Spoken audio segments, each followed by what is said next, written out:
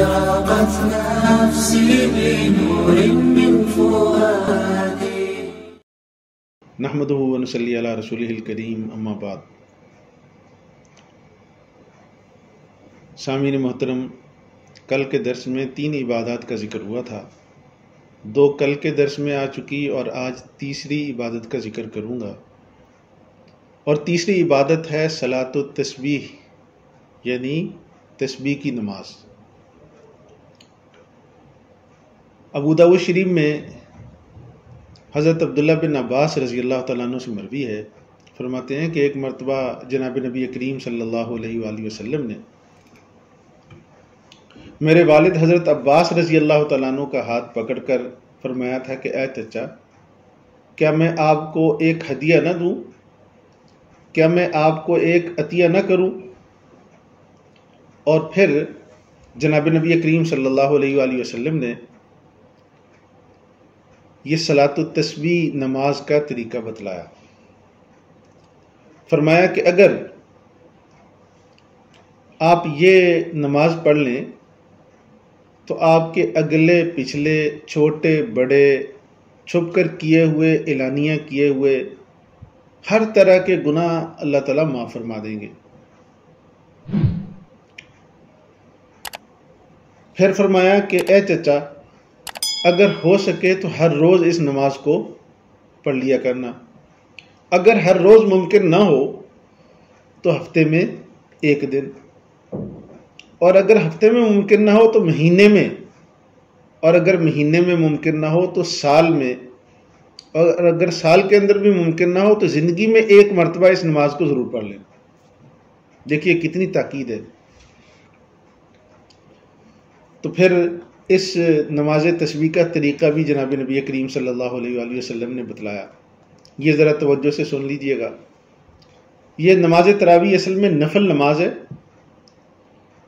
تو یہ 4 رکعت نفل نماز کی نیت سے پڑھی جاتی ہے.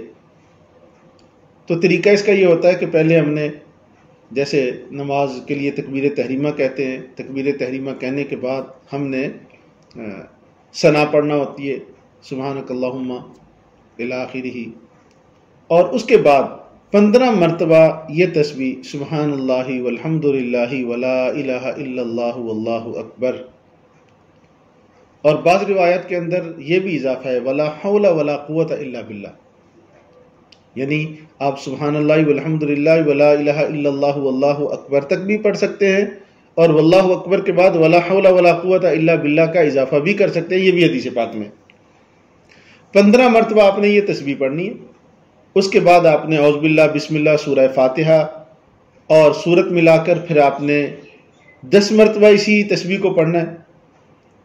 پڑھنے کے بعد پھر رکوع کے اندر جائیں گے، رکوع کی 3 تسبیحات کے بعد پھر 10 مرتبہ اس کو پڑھیں گے، اور پھر آپ رکوع سے کھڑے ہوں گے تو کھڑے ہو کر پھر آپ 10 مرتبہ اس تسبیح کو پڑھیں گے.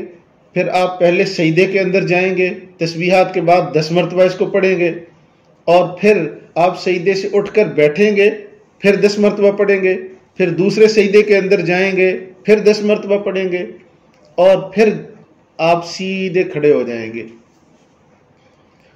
قیام کے اندر دوسری رکعت آپ کی شروع ہو جائے گی. اب دوسری رکعت کے شروع میں آپ نے پھر 15 مرتبہ اس تسبیح کو پڑھنا ہے، اور پھر آپ نے اعوذ باللہ بسم اللہ، اسی طرح آپ اگلی رکعت شروع کر دیں گے. ہر رکعت میں 75 مرتبہ گویا کہ یہ تسبیح پڑھنا ہوتی ہے. 4 رکعات میں 300 مرتبہ اس کی تعداد ہوگی. میں ایک اہم وضاحت یہاں کر دوں. اکثر ان کو یہ طریقہ تو معلوم ہوتا ہے لیکن درمیان میں ایک بڑی غلطی کر جاتے ہیں.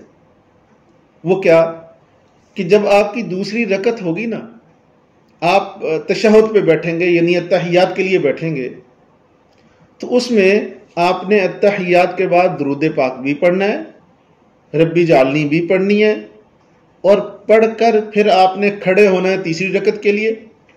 تو تیسری رکعت میں جب کھڑے ہوں گے تو وہاں اس کا آغاز آپ نے پھر ثنا یعنی سبحانک اللہم سے کرنا ہے، اور سبحانک اللہم سے کرنے کے بعد پھر 15 مرتبہ آپ اس تسبیح کو پڑھیں گے. عام طور پر لوگ یہاں یہ گڑبڑ کر جاتے ہیں، اتحیات پڑھ کر کھڑے ہوتے اور کھڑے ہو کر پھر ڈائریکٹ تسبیح سے شروع کرتے ہیں تیسری رکعت، یاد رکھو نفل کا یہ طریقہ نہیں ہوتا، یہ فرض اور سنت مؤکدہ کا طریقہ ہوتا ہے۔ تو اس طرح آپ یہ تسبیح پڑھیں گے، اور پھر یہ تو اس کی فضیلت اور طریقہ ہو گیا۔ اب اس سے متعلق 2-3 مسائل اہم، وہ بھی ذرا نوٹ فرما لیں۔ ایک یہ کہ تسبیح پڑھتے ہوئے صلاۃ التسبیح میں بس اوقات انسان بھول جاتا ہے، ایک رکن کے اندر نہیں پڑھ سکا، ذہن میں نہیں رہا، چونکہ عادت نہیں ہوتی نا۔ تو اگر آپ کسی رکن کے اندر تسبیح کو بھول جائیں، اب اس کو چھوڑنا نہیں ہے، آپ نے اگلے رکن کے اندر اس کو پڑھ لینا ہے۔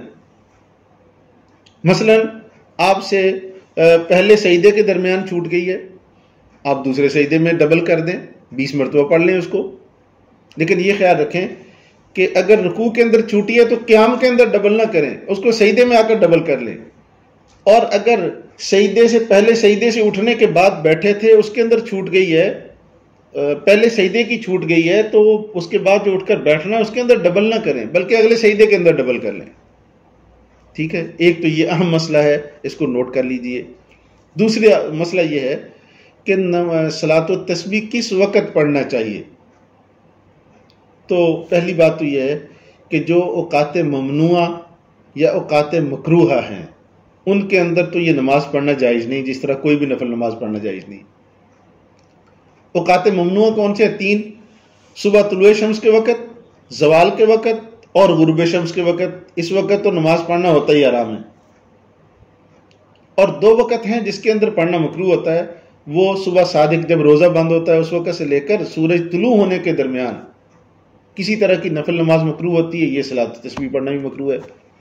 اور اسی طرح دوسرا وقت عصر کی نماز سے لے کر مغرب تک، عصر کے فرض پڑھنے کے بعد مغرب تک آپ صلاۃ التسبیح نہیں پڑھ سکتے۔ باقی اوقات میں پڑھ سکتے ہیں، لیکن بہترین وقت اس کا کون سا ہے؟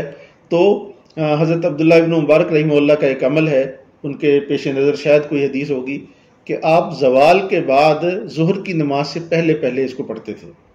یہ اس کا بہترین وقت ہے اگر کوئی پڑھنا چاہے تو۔ تیسرا اہم مسئلہ جس کی میں وضاحت لازمی کرنا چاہتا ہوں کہ لوگ صلاۃ التسبیح کی جماعت کرواتے ہیں۔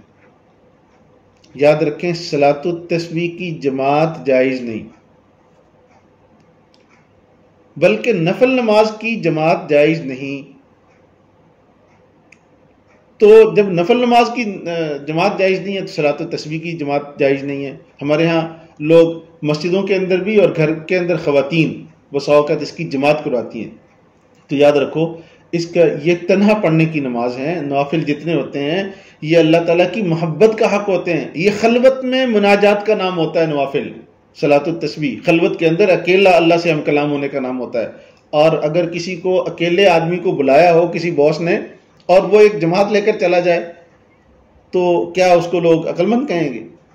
تو نوافل میں اللہ تعالیٰ بندے کو اکیلے بلاتے ہیں، اکیلے وہ نماز پڑھنی چاہیے، نہ کہ باجماعت۔ باجماعت نماز پڑھنے کے لیے فرض ہوتے ہیں، فرض باجماعت پڑھیں، نفل تنہا پڑھیں۔